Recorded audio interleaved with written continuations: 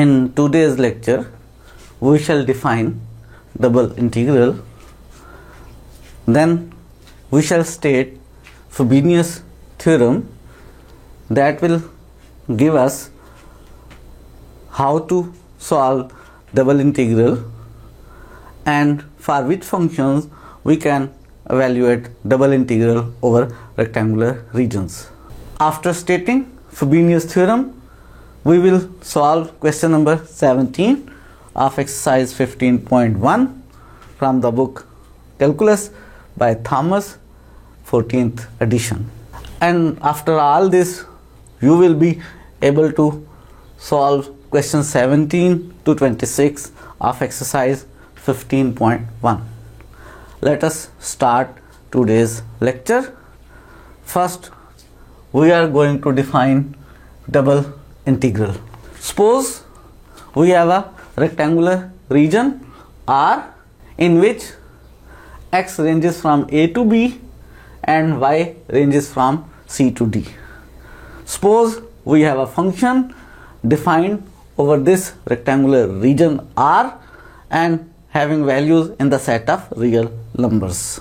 Draw lines parallel to x and y axis to divide R into n small rectangles.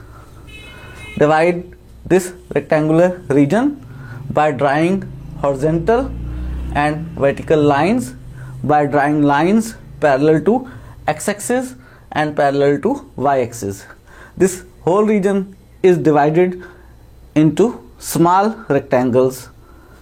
If we have divided the region into n small rectangles, number them in any order as you wish. Suppose we have divided the rectangular region R into n small rectangles by drawing horizontal and vertical lines. We shall say that these rectangles form a partition of R. You may form infinite partitions of this rectangular region by drawing horizontal and vertical lines of your own choice.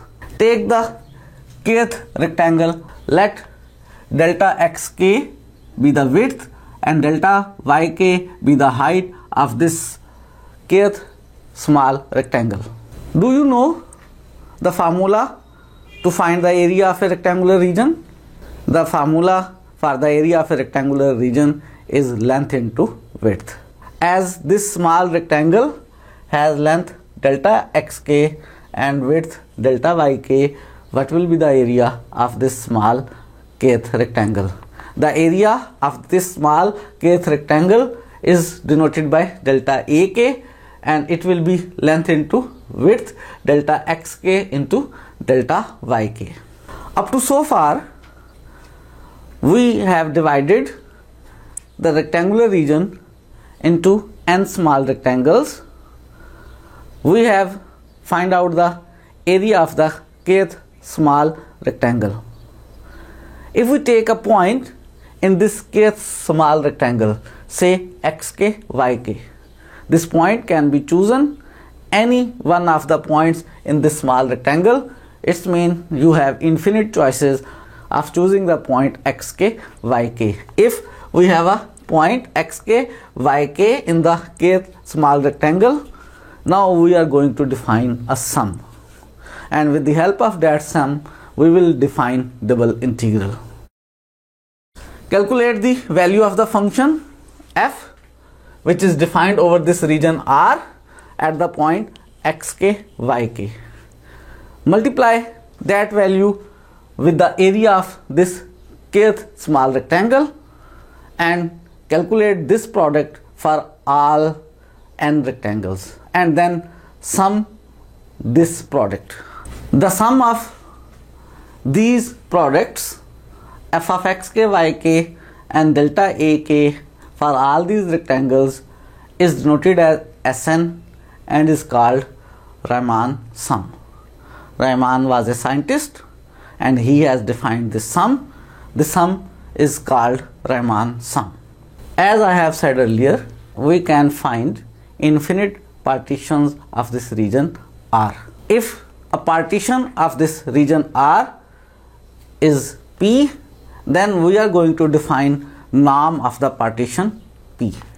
Note the length and width of each small rectangle, and the largest length or width of these rectangles is called norm of the partition P and is denoted by P double bar.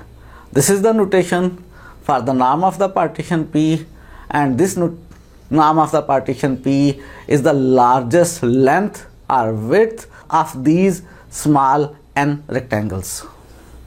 I have said P norm is the largest length or width out of these n small rectangles.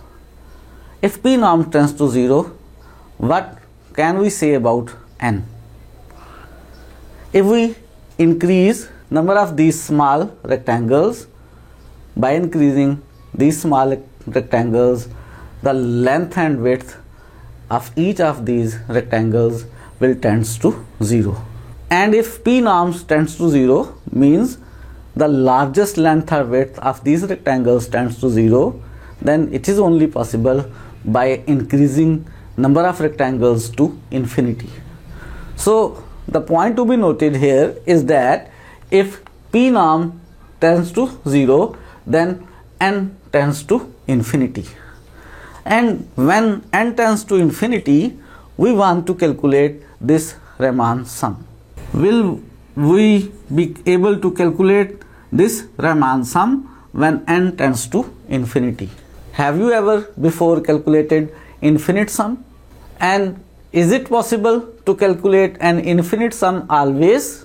You have studied geometric series, and you know that if a series is of the form a1 plus a1r plus a2r square plus so on, then this series is called geometric series, in which each next term is obtained by multiplying the previous term with a number r. This number r is called the common ratio of the geometric series, and this infinite sum is denoted as ak r power k minus 1 k from 1 to infinity. You have learned in previous classes that it is not always possible to calculate this infinite sum. When this infinite sum can be calculated? You remember that this sum can be calculated if r, the common ratio of this geometric series, is in between minus 1 and 1. If the common ratio is greater or equal to 1 or less or equal to minus 1, calculating this infinite sum is not possible. And if this sum is possible to calculate, the answer of the sum is a1 over 1 minus r. Now I have reminded you that it is not always possible to calculate, to find an infinite sum. If it is possible that this Riemann sum is convergent as P norm approaches to 0 or n approaches to infinity, then we write this sum as limit P norm approaches to 0 summation k from 1 to n f of x k y k delta a k, or limit n approaches to infinity summation k from 1 to n f of x k y k delta a k. Now think about it, that how many such Riemann sums can be calculated. There are infinite choices of choosing point xk yk in the kth small rectangle. We have infinite choices of forming partitions of the region R, and after forming each partition we can choose point xk yk in kth small rectangle in infinite ways. Therefore there are infinite possibilities of finding these infinite Riemann sums. Each of these choices determine only one Riemann sum. With the help of this infinite Riemann sum, we want to define double integral. As there are such infinite Riemann sums, therefore in order to define double integral with the help of these infinite Riemann sums, It is only possible if these infinite Riemann sums exist for each partition, for each choice of xk, yk, and the answer of these infinite Riemann sums must be same, and it is independent of the choice of partition and the choice of the points xk, yk in the kth small rectangle. And if it happens, what happens? It happens that either of these infinite Riemann sums is same for each choice of partition and for each choice of xk, yk, then the answer is called double integral of the function f of xy over the region R, and this is denoted by double integral f of xy dA over the region R. This is the notation for the double integral of the function f of xy over the region R, and this double integral is only defined if either of these Riemann sums possible to determine, and it is always independent of the choice of partition and the choice of points xk, yk in the kth small rectangles. As there are two problems in evaluating double integral, the first problem is that either this infinite Riemann sum exists for one partition, and the second problem is that is this Riemann sum, if possible to calculate, same for each of the partitions. If these two properties are satisfied, then this Riemann sum is called double integral of the function f over the region R and is denoted in this way. Now the question is, for which kind of functions it is possible to define this double integral over a rectangular region R. Next we have Frobenius theorem. This Frobenius theorem tells us that for what kind of function f it is possible to define double integral over the rectangular region R, and it also tells us how to calculate that double integral of the function f over the region R. But before stating this Frobenius theorem, I would like to revise the topics which we have studied in the last lecture. In the last lecture, we have defined iterated integrals. We have defined two iterated integrals.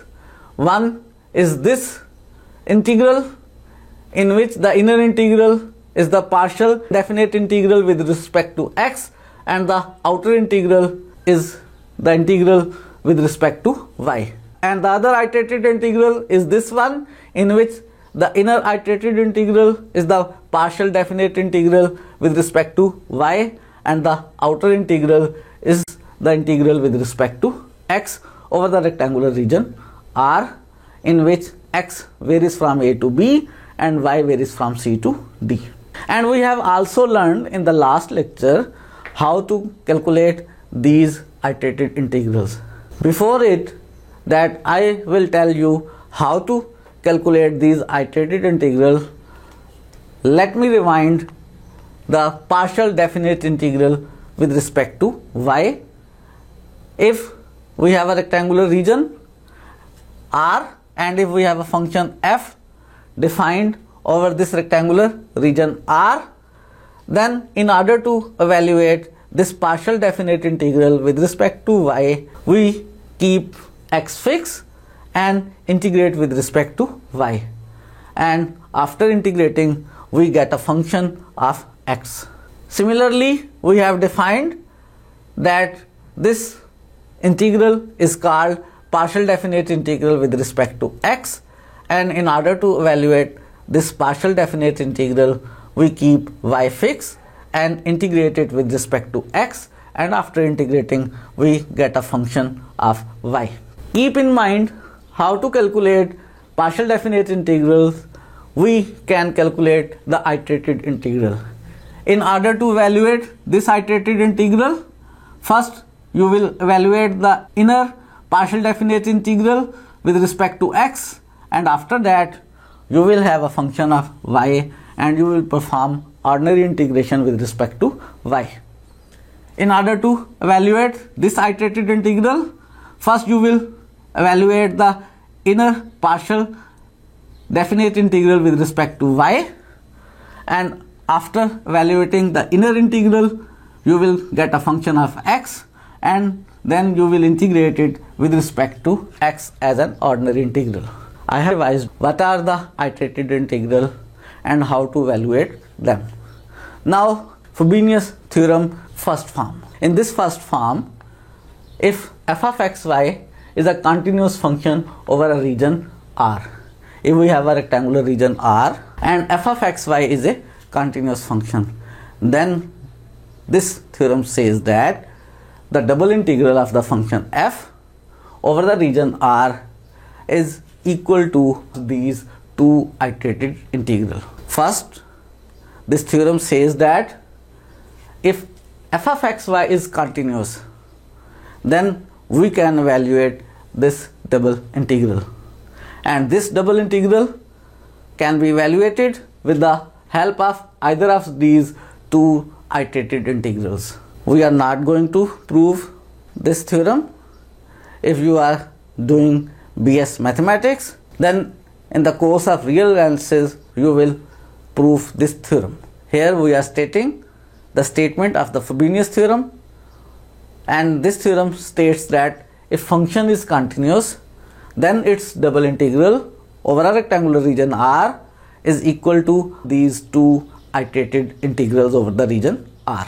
This theorem says that double integral of the function f over the rectangular region R can be evaluated if the function is continuous. If the function is not continuous, then can this double integral be evaluated?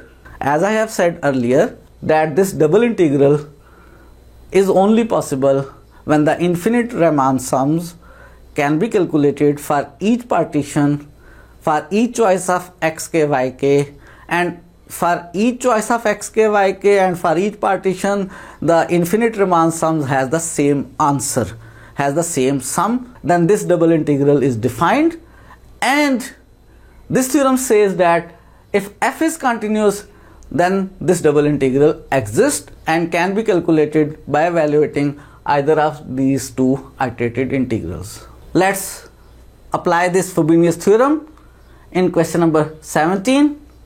In question number 17, he says that evaluate this double integral over the rectangular region R in which x varies from 0 to 1 and y varies from 0 to 2. First of all, we have to check whether this function is continuous or not. If this function is continuous, then we can evaluate this double integral with the help of either of these two iterated integrals.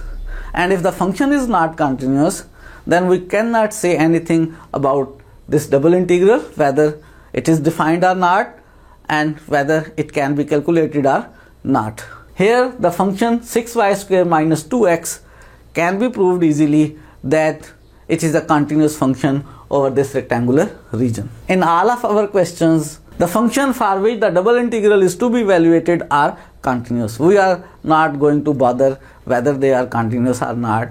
We shall only evaluate the double integral with the help of either of these two iterated integrals. And if you are curious and want to check whether this function 6y square minus 2x is continuous or not, you have learned this in the previous courses, how to check the continuity of a multivariable function. In this course, we are not going to check the continuity of the function for which we are going to calculate double integral. So here we are going to evaluate this double integral. In order to evaluate this double integral can be evaluated either of these two iterated integrals. In each case, whether you evaluate with the help of this iterated integral or you evaluate with the help of this iterated integral, the answer will be the same. We are going to choose one of these iterated integrals. I have chosen in which the inner integral is partial definite integral with respect to y and the outer integral is to integrate with respect to x. Now let's evaluate this integral. First, we shall evaluate this inner partial definite integral with respect to y, and in order to integrate with respect to y, we shall keep x constant. In the first term, the integral of 6y square will be 6y cube by 3. The basic formula for integration for x power n is increase the power by 1 and divide by the resulting number. So to evaluate the integral of 6y square, we have kept 6 constant outside the integral, and the integral of y square is increase the power 2 by 1, the new power is 3 and divide by the resulting power. And in the second term, minus 2x keep constant, and the integral of 1 with respect to y will be y, and the limits of integration are written here on the right hand side 0 2. And after simplifying this, we shall integrate with respect to x.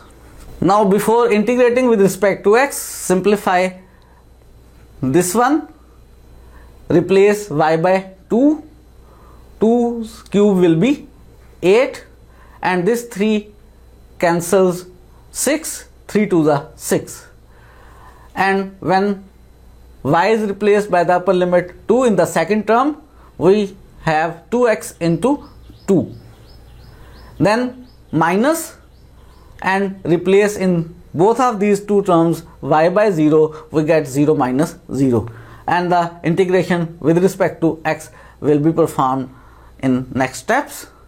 Before performing integration with respect to x, let's simplify this one. 2 8 the 16 minus 2 to the 4x dx. Now integrate this integral with respect to x. In the first term, 16 is constant, integral of 1 is x, minus 4 is constant, and the integral of x is by power rule x square by 2. Now apply the limits. When we shall replace x by upper limit 1, we shall get 16 minus 2 to the 4 minus 2, and after replacing x by the lower limit 0, we shall get 0 minus 0, and 16 minus 2 will be 14. We have evaluated this double integral over the rectangular region in which x is varying from 0 to 1, y is varying from 0 to 2 with the help of this iterated integral. We can also evaluate this double integral with the help of this iterated integral, in which the inner integral will be partial definite integral with respect to x, and the outer integral will be integral with respect to y. When evaluating this double integral using either of these integrals, take the limits of the integral carefully. As the inner integral here is with respect to y, we have taken here the limits of y from 0 to 2, and in the outer integral in which we shall integrate with respect to x, we have taken the limits of x from 0 to 1. If you use the other integral, do not use the limits in this order. Take care of the limits, that when you have to integrate with respect to x, you have to use the limits of x, and when you have to integrate with respect to y, you have to use the limits of y. If I want to solve with the help of this iterated integral, the function which is to be integrated is 6y square minus 2x, and if we have the inner integral with respect to x, then the limits of the inner integral will be 0 to 1. If in the outer integral we have to integrate with respect to y, the limits of the outer integral will be 0 to 2. And after evaluating, final result will be same, it will be 14. In today's lecture, we have defined double integral.